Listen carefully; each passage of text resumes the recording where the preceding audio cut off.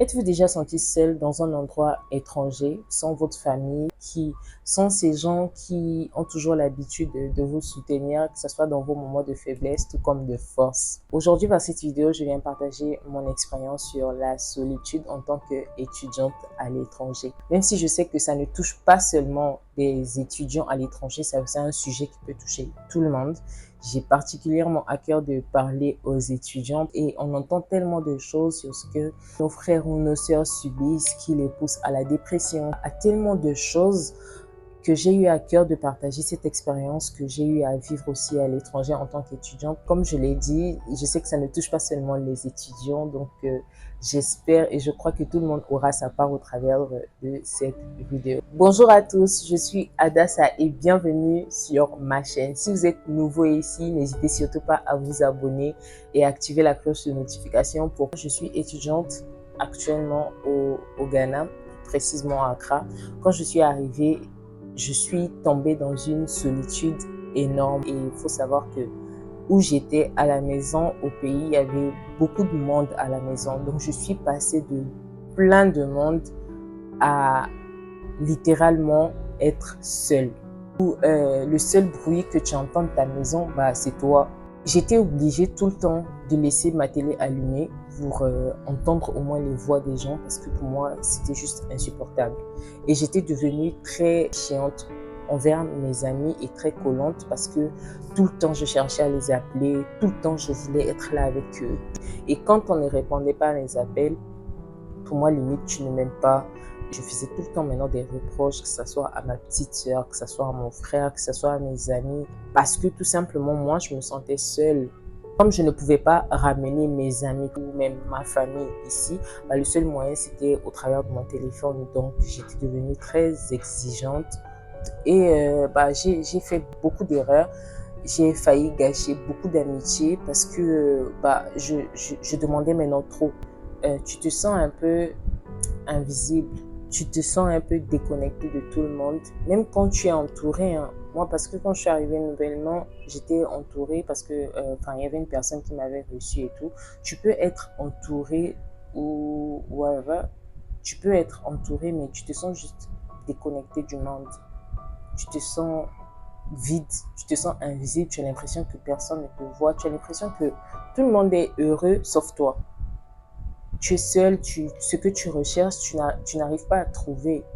Tu es juste, voilà, personne ne te remarque. Moi, c'est vraiment comme ça s'est exprimé. Genre, j'étais vraiment seule dans mon monde. Et ce qui m'a poussée à la dépression parce que j'avais l'impression d'être dans une prison. Et juste l'idée de me dire que je peux rester comme ça toute ma vie, ça me déprimait. Tu te sens tellement invisible face aux autres, déconnecté du monde. Tu as l'impression que tu as peur que tu puisses rester comme ça toute ta vie, en fait. Il y a une certaine peur qui commence à naître. Et si je restais comme ça? Et si j'étais jamais heureuse? Et ce qui m'a conduit à complètement une dépression totale. La solitude, c'est vraiment un sentiment. C'est un sentiment de manque de connexion avec les autres. C'est carrément, tu es coupé de tout. Tu ne ressens pas cette connexion-là et tu as l'impression d'être seul au monde. Tiens, j'ai fait cette vidéo parce que, comme je l'ai dit, j'ai essayé de scroller un peu. Tu vois, tu rends compte qu'il y a des gens qui traversent des solitudes, qui traversent des choses qu'ils ne disent pas. Ils traversent des situations difficiles où ils ont du mal à dire. Une façon de surmonter la solitude, ce que je veux dire, premièrement, c'est d'accepter ce qui t'arrive. Et j'aimerais dire à quelqu'un que c'est normal, surtout en tant qu'étudiant, c'est normal, tu arrives dans un pays étranger, c'est normal que tu puisses ressentir la solitude. Et la deuxième chose que je vais vous conseiller, c'est de prier. Il n'y a pas une meilleure chose que tu peux faire qui sera plus que prier. Tu dois dire à ton Père, Père, ça ne va pas, là je ne vais pas bien, guéris-moi, aide-moi. Parce qu'il y a beaucoup de gens, quand ils traversent ce genre de situation, ils se livrent à tellement de choses. Tu dois vraiment faire attention dans ces moments-là. Tu es tellement sensible que un seul truc qui peut capter ton attention, tu t'attaches à la chose. Ça peut être les réseaux sociaux. Tu peux devenir tellement accro aux réseaux sociaux parce que c'est le seul truc, je me sens bien, tout simplement. J'étais tellement accro à WhatsApp avec mes amis là-bas que je n'avais pas le temps d'apprendre à connaître les gens qui étaient autour de moi. Toi, ça peut être TikTok, ça peut être Instagram, ça peut être YouTube, ça peut être Twitter, ça peut être Netflix. Tu es maintenant accro aux films, tu passes maintenant ton temps à suivre les films, à suivre si. Je te dis que ça, c'est pas la meilleure solution pour toi parce que tout ça, ça va passer.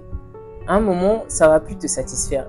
Tu ne dois pas, surtout pas permettre que ça en arrive là. Déjà, ça partait d'un sentiment qui est normal parce que, bah voilà, c'est une vraie situation. C'est quelque chose qui se passe. Tu as voyagé, comme je dis, c'est normal que tu puisses ressentir ça. Mais ne laisse pas ça conduire maintenant à quelque chose qui va te rendre esclave. Tout simplement, non. La Bible nous dit que tout passera, il n'y a que la parole de Dieu qui va rester. Donc ça aussi, ça va passer. Ça va passer, donc ne te laisse pas accrocher à des choses qui sont là juste temporairement. Ce que le diable ne nous dit pas, c'est ça. Il va te faire croire que cette situation, c'est comme ça, c'est éternel, ça ne va jamais passer. Du coup, tu fais les choses que finalement, cette situation va passer, mais ça va te laisser avec les cicatrices de ce que tu as eu à faire, les conséquences de ce que tu as eu à faire. Donc, ne laisse pas cette situation temporaire te laisser des conséquences à vie, des cicatrices à vie. Confie-toi à ton Père, dis-le clairement que tu ne vas pas bien. Prie.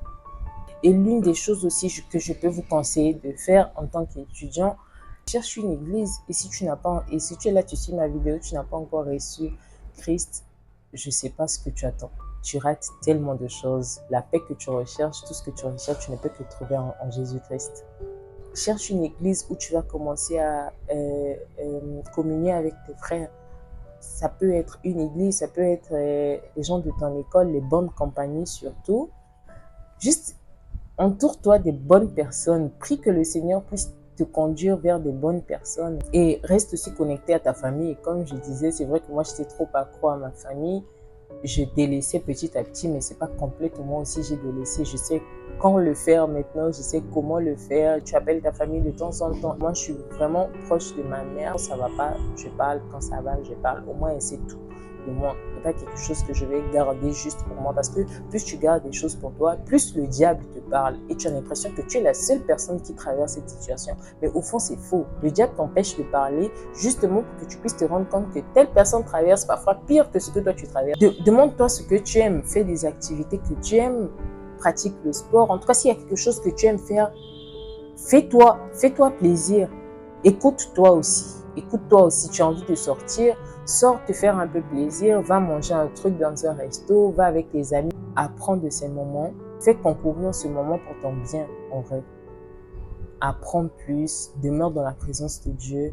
Et je sais que le Seigneur va te combler et tu vas aussi ressortir de là avec un large sourire et un grand témoignage de ce que le Seigneur va faire de toi. Tu vas apprendre tellement de choses sur toi. Donc, concentre-toi sur le côté positif de la situation.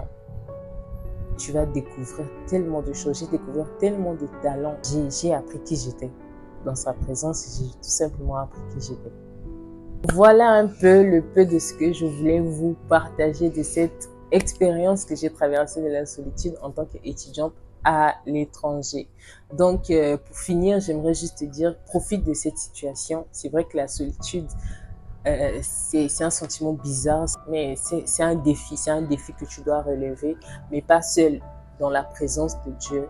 Décide de mettre en pratique les points positifs pour sortir quelque chose de positif aussi dans cette situation. Si tu as aimé cette vidéo, n'hésite pas à lâcher un pouce et à partager peut-être à quelqu'un qui aura besoin de suivre aussi cette vidéo. N'hésitez surtout pas aussi à partager vos expériences dans les commentaires. Je serais tellement ravie de lire vos commentaires et de vous répondre. Et peut-être que quelqu'un aussi va se sentir soutenu au travers de vos expériences ou quoi que ce soit. Je vous attends dans les commentaires. En temps, prenez soin de vous et à très bientôt pour une toute nouvelle vidéo. Que le Seigneur nous garde.